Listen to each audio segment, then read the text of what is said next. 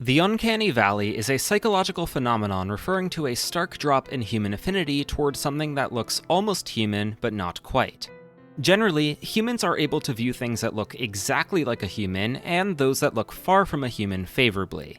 However, if you were to plot a graph of viewer favorability versus human likeness, you'd see its curve dramatically fall into the negatives just before you reach 100% looking like a human. This valley in the graph shape is how the phenomenon got its name. There are a few theories floating around for why the Uncanny Valley exists. Maybe it's a hard-coded evolutionary quirk intended to make us wary of deformed human corpses that could carry diseases, or even living humans with debilitating illness. It could also just be a side effect of how the human brain is amazing at recognizing human faces and takes shortcuts when doing so to improve efficiency. When we see something that initially triggers our set of "this is a human face" neurons, and then closer inspection reveals something is off, the whiplash makes us view it way more negatively compared to things that never even registered as a human face in the first place. Now, you may be thinking, that's cool and all, but what on earth does that have to do with The Legend of Zelda Skyward Sword? Well, I was playing through the game casually recently, and in the back of my mind, I kept thinking that things felt ever so slightly off somehow. Like, I could tell I was playing a 3D Zelda game, but something about it didn't feel like what I was used to. Skyward Sword was the final 3D Zelda I played, and I never felt like this in any of the other games, including Breath of the Wild and Tears of the Kingdom. The experience was very close to the picture of what a 3D Zelda game was in my head, but noticeably different enough for me to get a kind of Uncanny Valley sensation. Not in the bad way, though. I think Skyward Sword is a great game, and I have a lot of fun playing it, but everything about it, like the general level design, the progression, and especially the story, consistently kept me wondering, why do I feel like I'm in the Uncanny Valley? And when a game evokes a really unique emotion over and over again, I naturally begin to wonder, what if it's on purpose? What is the game trying to say with its almost but not quite 3D Zelda experience? So that's the question we're going to be exploring today. I have absolutely no idea if anyone else feels this way about the game since I haven't really ever seen it talked about before, but even if I'm alone in my experience, I think we can come up with a really interesting perspective when approaching the game from this angle. So if you're already raising an eyebrow to this analysis premise, I encourage you to just hear me out. To accomplish this, we're going to be taking a look at Skyward Sword's entire structure. We're first going to examine how the game presents itself and how it plays into our expectations as a Zelda fan. We're then going to be taking a closer look at the game's story. What are its themes and messages, and what tools does it use to convey them? When we do that, we're going to find out how the game sparks a conversation about the Zelda franchise in of itself, and how it naturally set the stage for the massive gameplay reboot in the Wild era. Before we begin, just a couple of quick disclaimers. First, since we'll be discussing the whole game, then we'll naturally be spoiling the entirety of Skyward Sword, from the bosses we fight to the ending of the story. There also will be allusions to events that happen in other 3D Zelda games, since Skyward Sword is very interested in discussing the implications of the timeline, given how it was made to be the official origin point. Second, I'm playing the HD remaster of the game on the Switch, so all analysis will be based on this version. Finally, I'm well aware that I might truly be alone in feeling this way about Skyward Sword, so I just want to preface things by saying if you disagree with me, that's totally fine. I don't claim my interpretation to be any more valid than anyone else's. Alright, we're now ready to begin. Welcome to The Legend of Zelda Skyward Sword.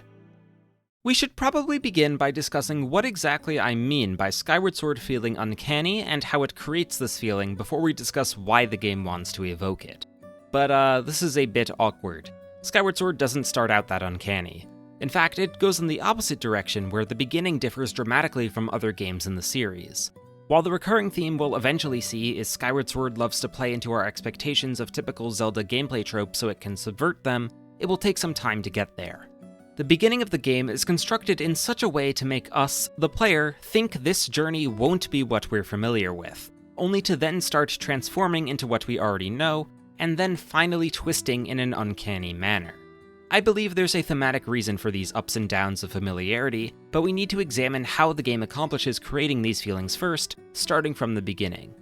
That being said, before we can talk about the beginning of Skyward Sword, we have to briefly talk about a different video game franchise entirely. Super Mario. You know who Mario is already, of course, so I'm sure you also know the premise of just about every Mario game. Princess Peach is kidnapped by Bowser and Mario must save her. The Legend of Zelda, at a surface level, has a similar setup for most of the games. Princess Zelda is threatened by Ganon, so Link must save her. And the world, too. While the resemblance is obvious in the main character trio, there is a key difference in the two franchises' setups beyond just the Zelda series generally having much higher stakes. In every Super Mario game, Mario and Peach have a close personal relationship. They've known each other for many years, and while Nintendo marketing claims they're just good friends, they also seem to be romantically involved with each other. I'm bringing this up because as another Nintendo franchise with a similar core trio, it's easy to forget that Link and Zelda historically don't share this kind of connection, or at least underestimate how significant it is when they do. It's extremely rare for an incarnation of Link and Zelda to even know each other before their game's events. Even after meeting, they'll often just become teammates rather than close friends or a knight in shining armor saving his princess lover. This historical context is exactly why the Link and Zelda of Skyward Sword stand out so much.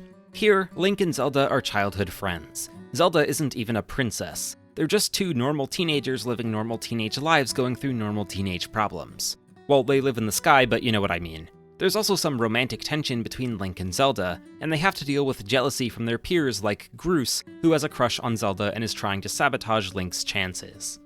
I'll note that this is technically not the first time Link and Zelda have known each other, since it was also done in Minish Cap, but it's a first for 3D Zelda, and in my opinion, their relationship in Skyward Sword is on a whole other level. They're easily the closest here than in any other game in the series.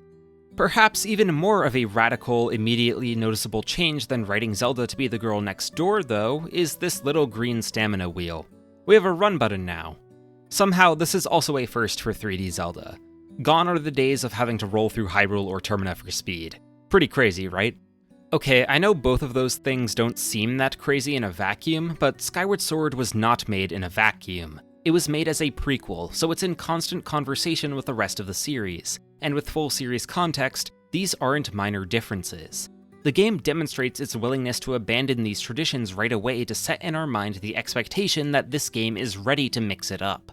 After all, if Link and Zelda are a potential couple now, what else could be different? That feeling gets reinforced when the game becomes seemingly aware of its own meta tropes. For example, when Link gets his sailcloth, he does the iconic "you got an item" pose, but Zelda comments on it in-universe telling him that he's being silly. Also, if you go into other people's houses, there's nothing for you there. By that I mean there are no pots to grab and throw and smash for some pocket change or anything like that. Link can open his own wardrobe for a few rupees, but the game will chastise us if we try to open others. When you combine Skyward Sword lightly poking fun at its series history while simultaneously changing the core foundation of Link and Zelda's dynamic, all while also introducing major game design shifts like the stamina wheel, it's fair to conclude that the game is setting itself up to go in a brand new direction.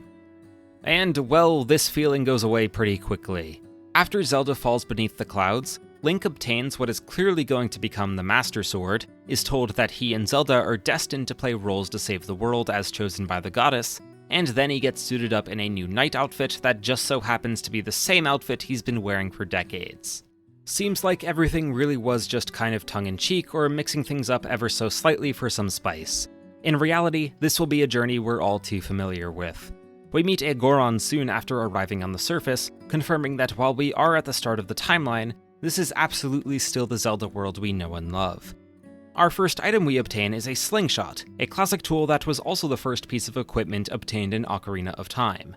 Ah, and look at that, a dungeon is on the horizon.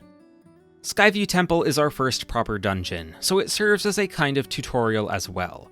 It's fairly straightforward, with simple puzzles that teach us to always observe all of our surroundings. After we've internalized this lesson, advanced to the second main room, and put it into practice, we'll see tons of suspicious objects and enemies hanging out of our reach. There are crates dangling overhead held by a spiderweb, which we know from experience requires our sharp sword to cut. There are some dekubabas on the ceiling blocking one of the other doors, and we can even see some rupees among nooks in the walls. That's 3 separate things we can't currently interact with, so if we have any experience with Zelda at all, we'll know that we're about to get a tool to help us out with these problems. What could it be? Well, based on what's been handed out in other early Zelda dungeons, maybe a bow and arrow? It would be sharp enough to cut the webs and kill the dekubabas, but it doesn't solve the rupee problem. Perhaps a boomerang then? You could imagine it slicing things and retrieving objects for us. Twilight Princess even had a boomerang for its first dungeon item.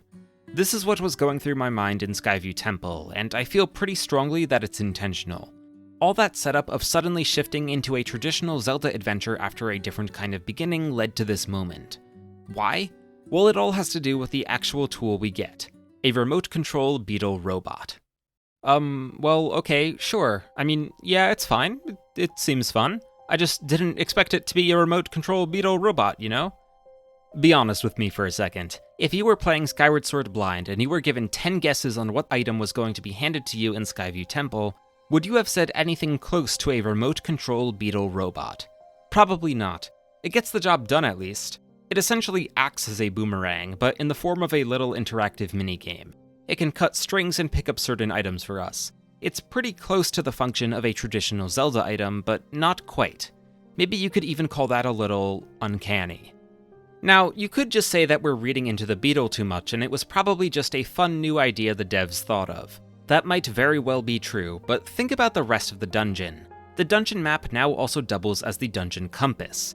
Every 3D Zelda game up until this point had the compass as one of the standard items you'd find in a dungeon. But Skyward Sword decided it had enough. Why bother separating them? Logically, it makes sense a map would also have information on treasure chests and such. It's fine. It's just different. In the chest when we normally find a boss key or a big key, we instead get an artifact, and we have to solve a little motion control puzzle to unlock the door to the dungeon's boss. The artifact serves the same exact purpose as a boss key, but accomplishes it in a slightly different way. Maybe even in a more fun way, but it's still different.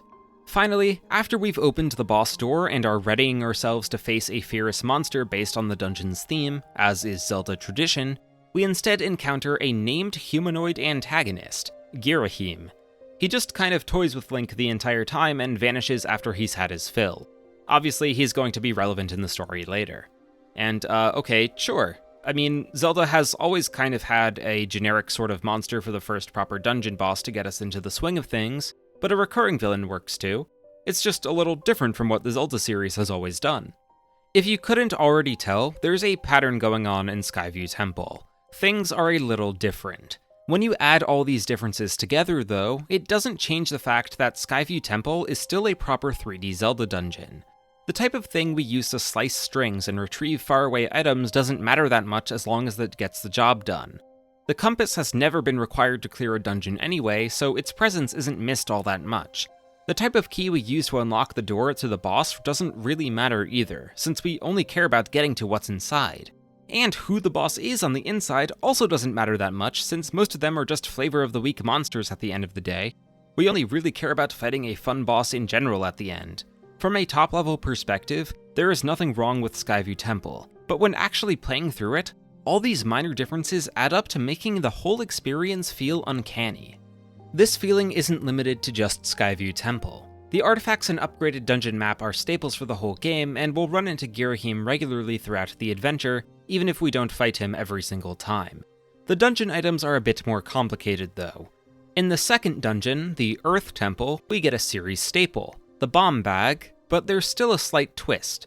It's exclusively a bomb flower bag. There are no handcrafted bombs in the game.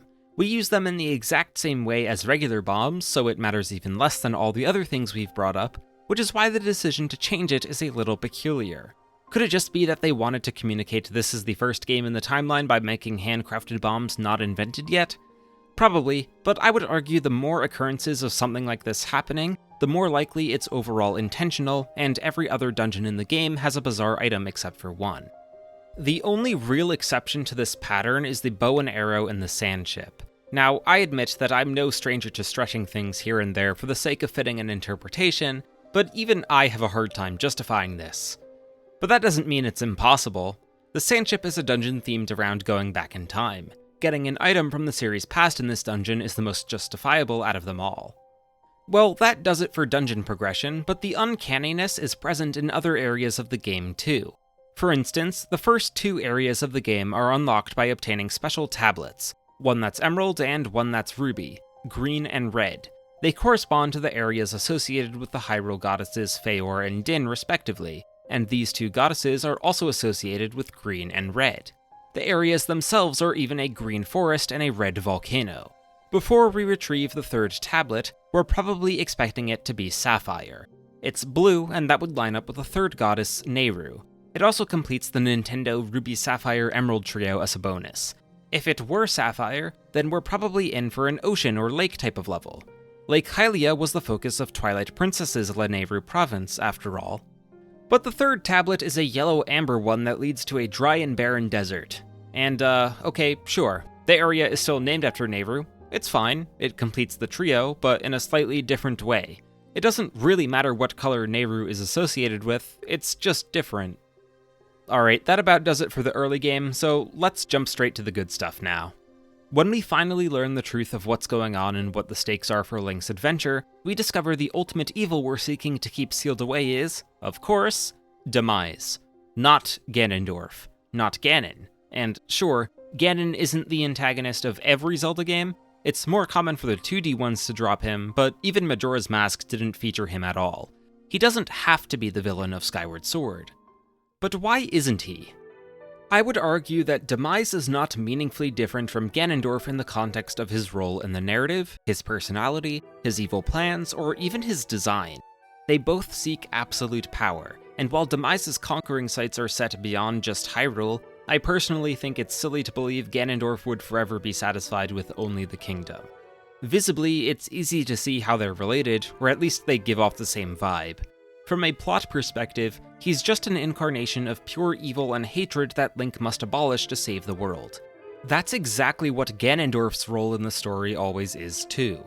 They don't call him the redeemable king of moral grayness, they call him the great king of evil. So I know Demise is purposefully very similar to Ganondorf because there is an in-universe connection between them, which we'll get to later, but why is he not just Ganondorf? Before you say it's because the Gerudo don't exist yet in the timeline or something, that's not a real explanation because the authors didn't have to exclude the Gerudo from the game. They could have been written into the lore if they wanted to do that, but they didn't for some reason. Why is Demise not Ganondorf? Especially because of what we've already said. He serves the same exact purpose in the narrative, just in a slightly different flavor. It's fine, it gets the job done, it's a little cool from the novelty even, but the trio is Link, Zelda, and Ganon. If Link and Zelda have the same names, why is Demise here?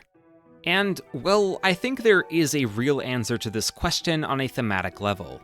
It ties in closely with why Skyward Sword consistently subverts Zelda tropes in slightly different ways for no obvious benefit. Demise being here instead of Ganondorf is the epitome of all the game's uncanniness. When we describe something as uncanny, it's because it seems familiar, but in an unsettling way. Skyward Sword's progression from a totally new experience to a familiar one, and finally to an uncanny adventure creates a contrast that makes the feeling stand out even more. Why make us feel this way about our 3D Zelda adventure? It's because the game wants us to think of the Zelda experience itself as unsettling. The key detail supporting this interpretation that gets reiterated consistently throughout the game is how Link and Zelda were treated unfairly from the beginning. Link was selected as the goddess's chosen hero because he was born with innate courage. Hylia decided on her own that Link would be a good fit to destroy Demise, and so she forced him to take up the sword. Zelda was never a normal human in the first place, even though she was raised as one. She is Hylia reborn as a mortal to support the seal keeping Demise at bay. She had no memories of her past as the goddess, but they were forced upon her by Impa. Once she remembered, she was obligated to fulfill her role. We see Impa look remorseful when Zelda tells Link the whole story, which emphasizes how Zelda's awakening wasn't necessarily a good thing for her.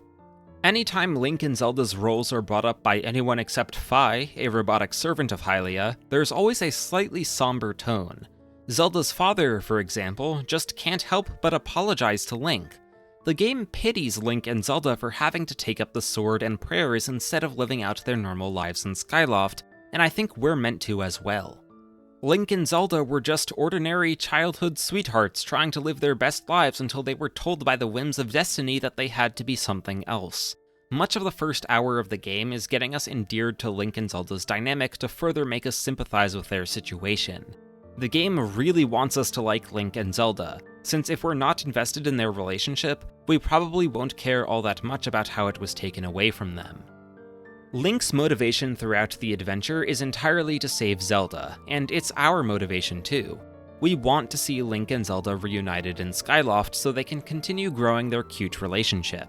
When it's revealed that she was purposefully stringing Link along across the surface because Hylia knew Link would become the hero she needed if it meant saving his Zelda, it's a gut punch not only to Link, but to us. The journey we've been going on is not what either Link or us, the player, wanted. It's what Hylia wanted. She needed to manipulate Link to go through the training needed for him to fight Demise, and that training was a fairly standard 3D Zelda experience.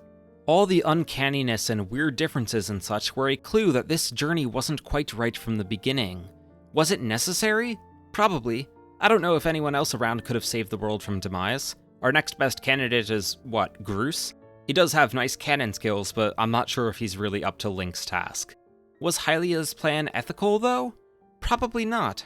Hylia awakened Zelda is right to apologize to Link for her plan. It's admirable that Link went through with it all despite how unfair it was, but he was still a victim.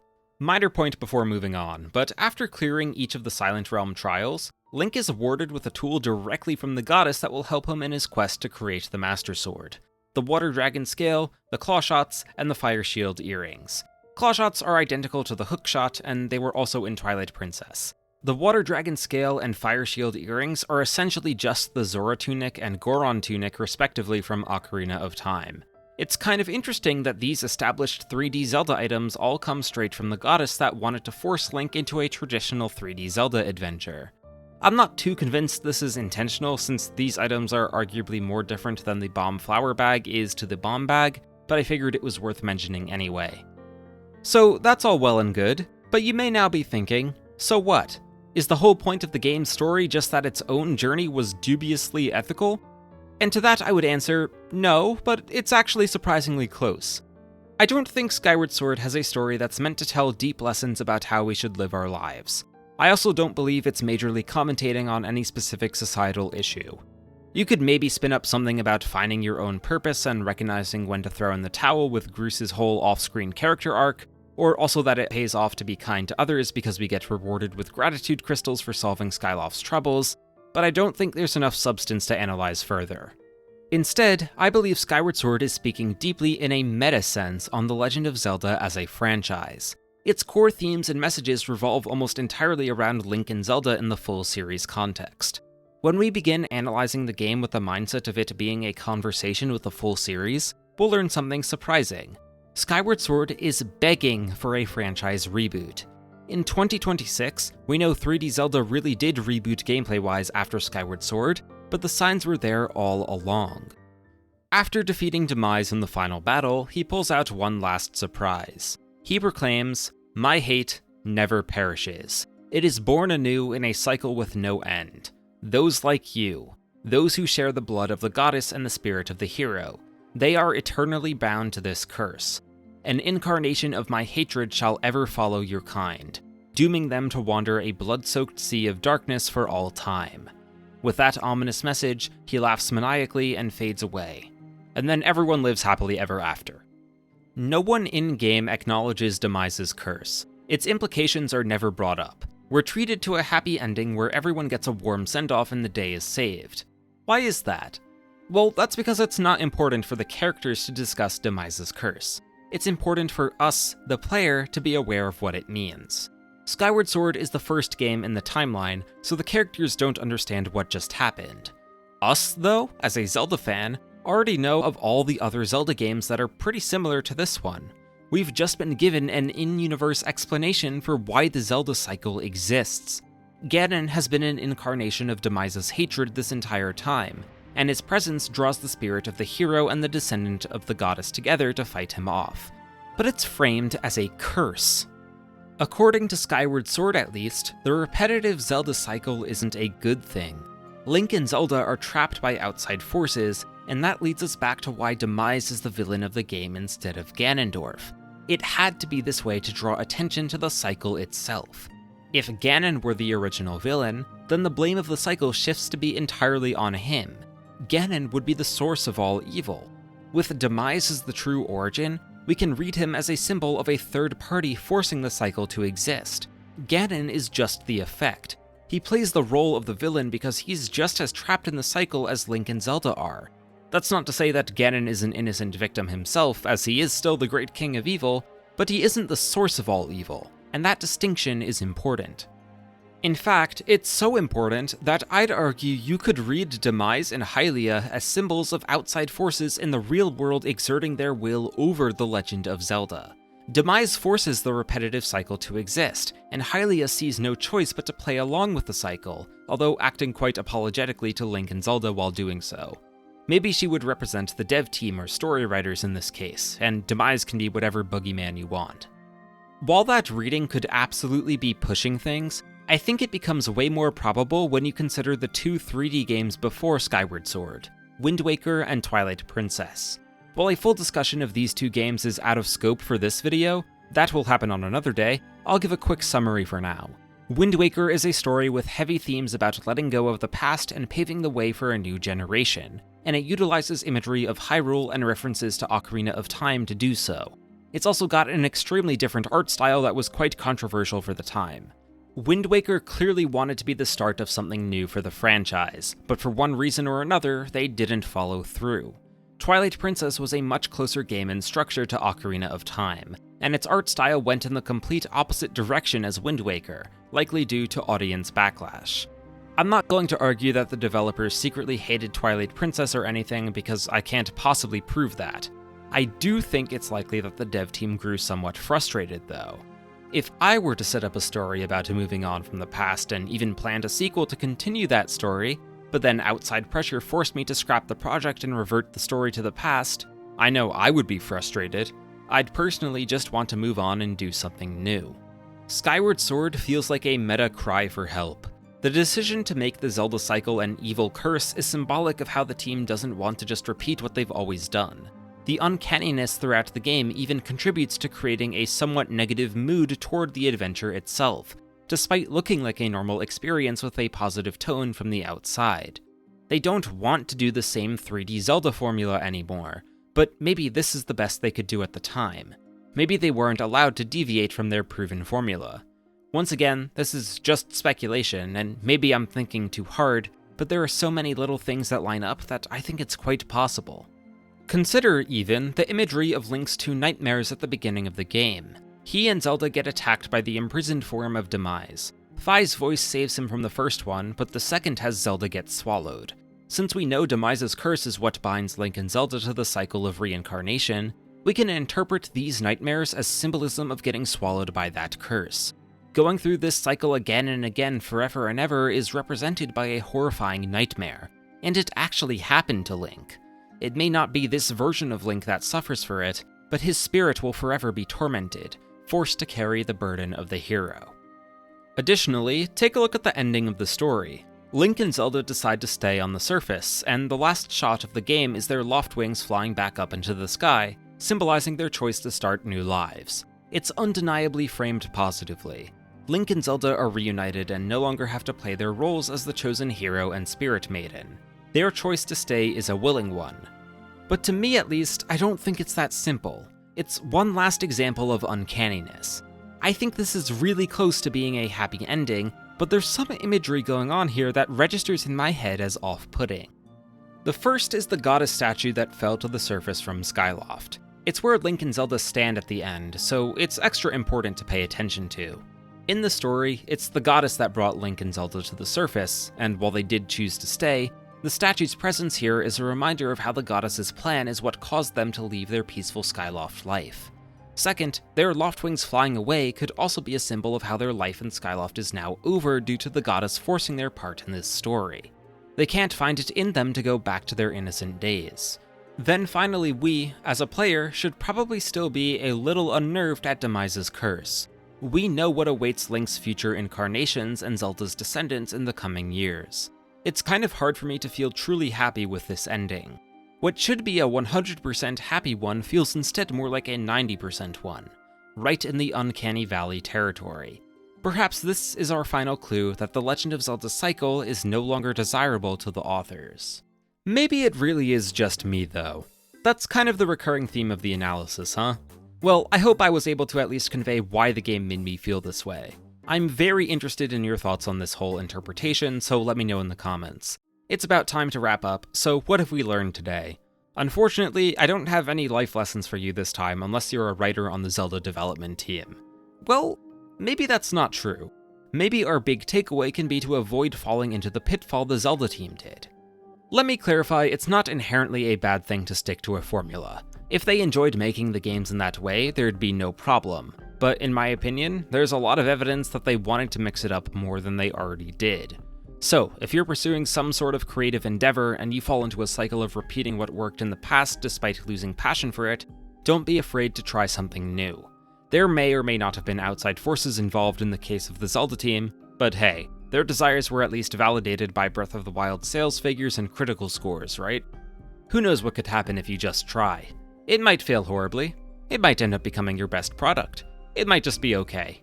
Regardless of the outcome, you'll have learned something valuable about your work. You'll never know unless you try. We have now finally reached the end. Thank you so much for watching. If you enjoyed the video, please do make sure to leave a like, comment, and subscribe so I can make more videos like these. These videos take a lot of effort to make, so if you'd like to help them survive in the inconsistent YouTube algorithm, you can also consider becoming a channel member.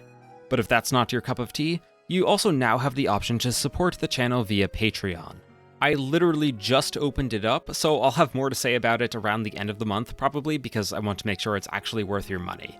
At the basic tier for $1 a month, you'll get all the same benefits as a channel membership. Exclusive posts, your name in the video credits, and occasionally even voting on the next video subject.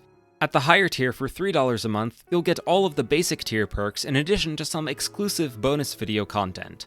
Stuff that wouldn't make sense as a full channel video, or experimental content that I'll want feedback on before releasing on YouTube later.